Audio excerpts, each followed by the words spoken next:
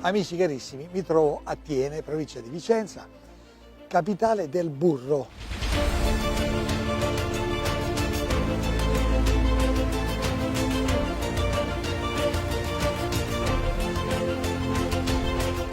Attenzione, io quando ero bambino, ecco, vi voglio raccontare questa storiella.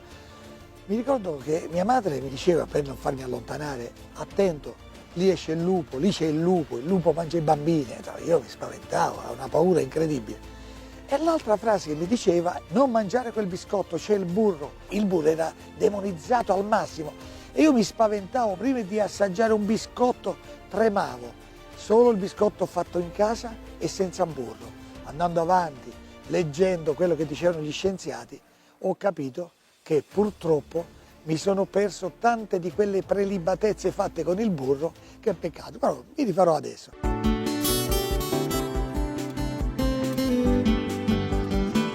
Lui è l'espertissimo dei burri, oltre che del burro anche del Gran Moravia e di altri formaggi, l'amico Roberto Brazzale. Allora, dicevo prima, la capitale del burro, una città così piccola, come mai?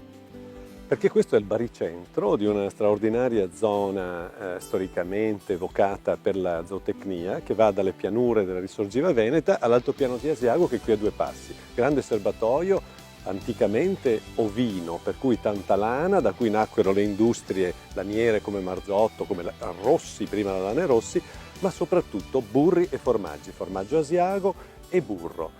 E qui si tiene settimanalmente anche il mercato, cioè anche la quotazione, l'unica città non capoluogo di provincia, una borsa dei prodotti lattiero-caseari. Bellissimo. Inoltre c'è un laboratorio di microbiotecnologie e qui è un baricentro anche dell'industria meccanica per il latte.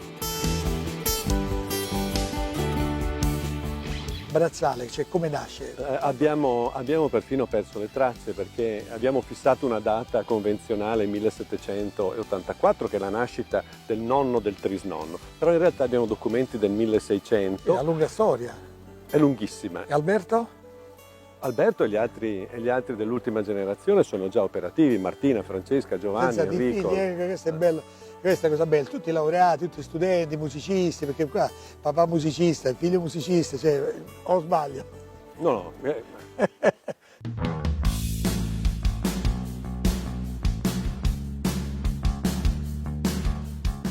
Obiettivo burro, che significa?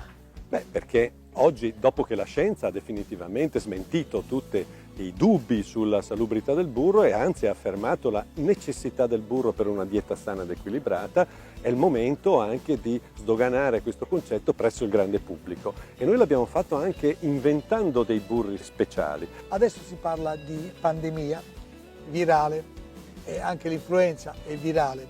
Voi pensate che il burro è uno degli alimenti che contiene un tasso altissimo di vitamina A, che è importante per la pelle, per avere la pelle più bella, per l'abbronzatura, anche quando vai in montagna, fa durare l'abbronzatura perché i carotenoidi fanno questo, le mucose, ma soprattutto la vitamina A, quando è ad alto livello, riesce a stimolare la formazione dei linfociti da parte del sistema immunitario. E i linfociti sono i killer, i militari che vanno a combattere contro i virus. Senti, tanti tipi di burro, quali sono e qual è il migliore? Il migliore burro chiaramente è il burro che deriva dalle panne di centrifuga, cioè noi il latte appena munto lo usiamo tutto solo per fare il burro. Poi man mano, siccome noi italiani siamo grandi trasformatori di formaggi, facciamo i formaggi più buoni del mondo, noi otteniamo il burro in Italia anche come derivato della lavorazione dei formaggi. Ad esempio il mondo dei grana ottiene il burro di centrifuga, che è anche quella una specie di scrematura, una separazione, ma che avviene per modo naturale e avviene però con più tempo. Di conseguenza qui abbiamo sempre un grandissimo burro, però meno fresco del centrifuga, che è il re dei re. E poi abbiamo il burro di siero, che è la categoria diciamo più spartana del burro, che è il burro che si ottiene dalla scrematura del siero che noi otteniamo dalla lavorazione dei formaggi. Ci sono anche dei burri, come ad esempio quello che abbiamo realizzato noi proprio nell'ambito di questo grande rinascimento del burro.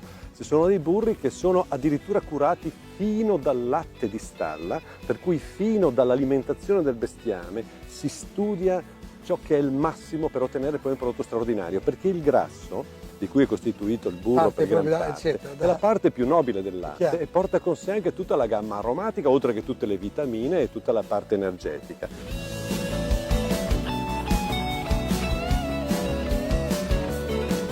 Voi avete questa realtà incredibile con queste praterie sconfinate nella Repubblica Ceca che noi abbiamo visitato ed è qualcosa di straordinario perché lì sono i campi estesi e questo è bello, quindi la vacca può correre, può andare, questa è erba che mangia, quindi un po' di latte viene lavorato anche lì, cioè il grasso viene preso lì, c'è un semi lavorato che viene portato anche qui.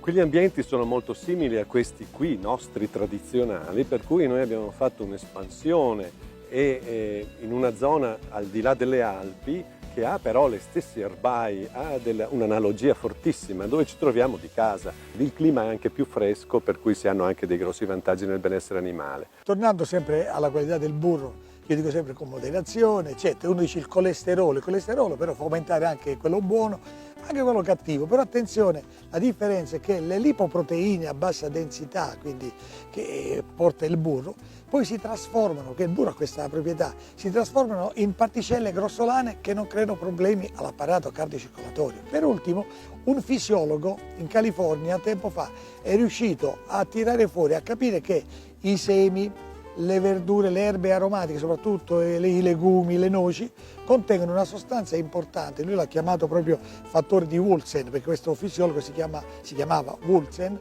è un fitosterolo, fito c'è da piante, poi però all'improvviso si è accorto che si trovava e si trova questo elemento anche nel burro, nella panna, nel burro, anche se è pastorizzato, una parte poi va via ma una parte resta ed è un precursore della vitamina A, della vitamina D, quindi pensate il burro quante cose buone può fare alla nostra salute. Il latte arriva, poi che fate? C'è la centrifuga, lavora, viene estratto questo grasso diciamo del latte, la panna, poi da lì che lavorazione c'è fino alla... La panna va maturata, bisogna lasciare che si prepari appunto la purificazione, ci sono processi microbiologici diciamo che la rendono armonica, deve essere raffreddata e poi è pronta per essere purificata. Chiaramente questo processo più corto è più artigianale, è più eseguito dai nostri sensi e migliore sarà il risultato come quello che noi abbiamo voluto ottenere, e il burro si realizza poi con un semplice sbattimento, cioè anziché avere del grasso sparso nel liquido abbiamo del liquido che esce dal grasso e il grasso si compatta ed è un prodotto estremamente naturale. Lo sappiamo, l'Italia è quella, è l'olivo, extravergine d'oliva, però il burro veramente va utilizzato e a casa mia ogni tanto che mangio stasera faccio 2 spaghetti, un po' di pasta, con un burro appena sciolto così, con il pepe sopra. È un elemento fondamentale della dieta mediterranea. Senti Roberto, voi poi confezionate e tutti questi panetti così arrivano in tutta Italia. Quando noi compriamo il burro c'è una scadenza, quanto tempo può rimanere nel frigo? Beh, allora, più il burro è fresco e più, per esempio questo Fratelli Brazzale di burro superiore di centrifuga andrebbe consumato nell'arco di un mese o un paio di mesi al massimo. Poi però il burro è un prodotto che si presta ad essere conservato molto a lungo, se lo teniamo in frigo, se lo teniamo confezionato. Grazie, continua il programma. Grazie a te Luca.